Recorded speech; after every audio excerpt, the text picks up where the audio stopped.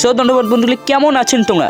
আজই তোমার এলের মাঝে দাঁড়াও ওখান ব্লগ ভিডিও নিয়ে চলে আসলুম। মোহিনীর মতো সেই কিউট দেখা যায় রে।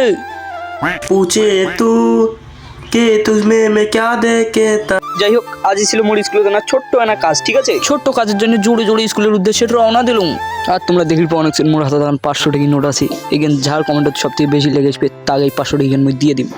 অনেক ভাগার করলুম, এখন কাজের কথায় আইসো। তোমরা দেখলি পাচ্ছেন যে আমার ভাইয়ের না ধুম থ্রিকে নিয়ে জানছি সবাই মিলি। দেখো আমার ভাই কিন্তু এগুলো লজ্জায় লাল হয়ে গেছে। না, ভাইটা কিন্তু অনেক ভালো আছে। তারপর আসি এখন কাজটা কমপ্লিট করে নিলাম। কমপ্লিট করে নিয়ে একটু আড্ডা মারি নেছি, ঠিক আছে? আর এই ভয়েসটা যে দিয়ে নেছো মোর গালাটা একদম আমরা বসে গেছি। গালা বসে যাওয়ার কারণে সর্দি কাশ আরও অনেক কিছু।